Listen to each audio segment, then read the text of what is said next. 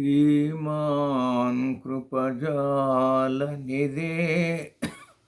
कृशसर्वलोकशक्तनतवत्सल सर्वशेषिं स्वामीन् सुशीलसुलभाषितपारिजात श्रीवेङ्कटेश्वर शरणो शरणं प्रपद्ये.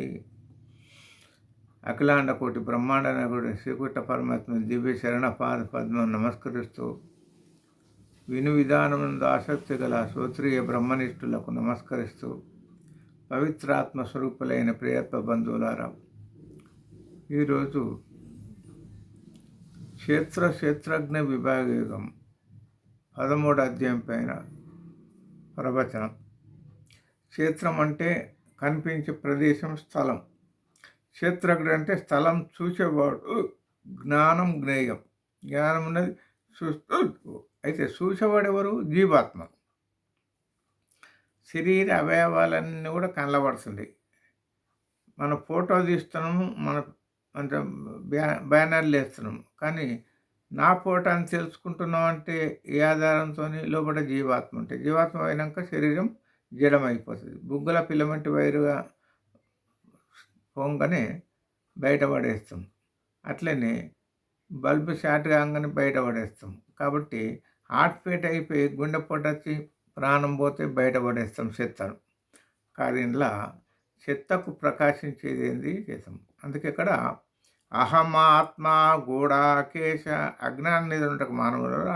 అహం అంటే నేను, ఆత్మ, గూఢాకేశ అజ్ఞానం, సర్వభూతాశయస్థితి, అన్ని ప్రాణికోట్లందు నేనే జీవాత్మనే ఉన్నది.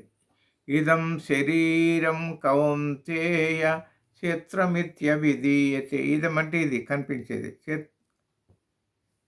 ఈ శరీరం మీద కుంతిపుత్ర క్షేత్రం వట్టి జడమైన పదార్థం, దానికి స్వశక్తి లేదు. ప్రాణం పోతే బయటపడేసాడు. కాబట్టి ఏది సత్యం ఉన్నదో అది ఆత్మ నువ్వై ఉన్నది. అంటే అది ఎక్కడున్నది? అనాదిత్వ నిర్గుణత్వ పరమాత్మాయమౌయయ శరీరస్థోపి కౌంతేయ నకరోతి నలిప్యతే. ఆ పరమాత్ముడు అనాథ అయినటువంటి వాడు, ఒకప్పుడు ఉండి ఒకప్పుడు లేనటువంటి వాడు, ఎప్పుడు ఉంటాడు. నిర్గుణత్వ, గుణం లేనటువంటి వాడు ఆ పరమాత్ముడు. వ్యయం అంటే సరగనటువంటి వాడు. శరీరస్థోపి, నీ శరీరములు ఉన్నప్పటికైనా నువ్వు మంచి కర్మ చేస్తావు, చెడు కర్మతో నువ్వు లోపల ఉన్న ఆత్మతో సంబంధం లేదు. కాబట్టి మంచి చెడు తెలుసుకున్న విచక్షణ జ్ఞానం ఉంది కాబట్టి మంచిని పట్టుకోవాలి, చెడుని వదిలేయాలి. కాబట్టి ఇది మనకు భగవంతుడు జ్ఞానం జ్ఞేయం జ్ఞానగమ్యం వృద్ధి సర్వస్య విస్తృతం. జ్ఞానం ఉన్నది. జ్ఞేయం అంటే తెలుసుకుంటున్నావు. జ్ఞానంతో ఏది పొందుతావు? ఓ పండు ఉన్నది, అది పులుప ఒగర తీప అనేది నాలుక చెప్తుంది. జ్ఞానం ఉన్నది కాబట్టి. నాలుక కూడా ప్రాణం పోతే అవయవాలన్నీ పనిచేయదు. కాబట్టి దృశ్యము దుక్కు, ప్రకృతి పురుషుడు, క్షేత్రము క్షేత్రజ్ఞుడు, బ్రహ్మ సత్యం జగద్మిథ్య. పరబ్రహ్మనే సత్యం, జగత్ మిథ్య. అంటే ఎండమావులను చూసి భ్రమించి పరిగెత్తుతున్నాం కాబట్టి అది మిథ్య, భ్రాంతి అన్నట్టు.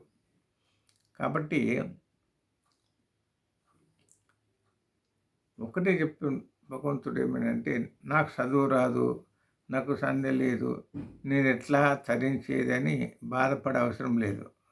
13వ అధ్యాయంలో 26వ శ్లోకంలో అన్యేత్యేవ మజానంత శ్రుత్వా అన్నే బహుపాసతే తేపి చాతి తరంతేవ మృత్యుసూతపరాయణః.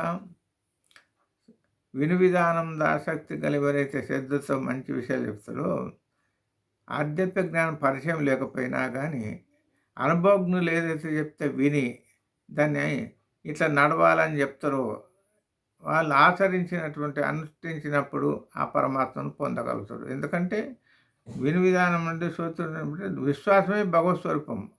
డాక్టర్ దగ్గరకు పోతే మనము పరీక్ష చేసి మందులు రాసిస్తాడు, కానీ సత్యం పాటించేది మనమే కానీ డాక్టర్ కాదు. కాబట్టి మనం కూడా గురువు చెప్తారు బోధలు, కానీ ఆచరించి అనుష్ఠించేది మనమే కానీ గురువులు చెప్పిన గురువులు అనుసరించారు. కాబట్టి మార్గాన్ని చూపిస్తారు.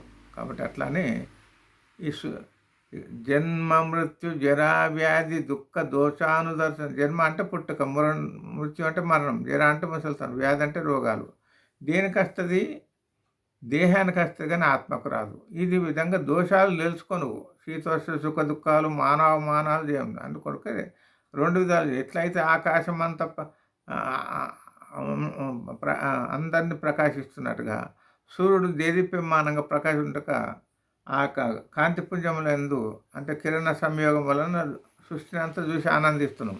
అట్లనే క్షేత్రంలో క్షేత్రగుణుడు జీవాత్మ శరీరం అంతా ప్రకాశిస్తుంది. ఈ విధంగా తెలుసుకున్నటువంటి వానికి పునర్జన్మ లేదు, జన్మ రాదు, పరమాత్మ లోపల విలీనమైపోతారు. కాబట్టి భక్తులారా, ఎంతో పుణ్యాత్ములు, దివ్యాత్ములు, ధన్యాత్ములు. కాబట్టి మీ అందరికీ భగవంతుని నమస్కరిస్తూ ముగిస్తున్నాను. హరి ఓం తత్సత్ పరబ్రహ్మార్పణమస్తు.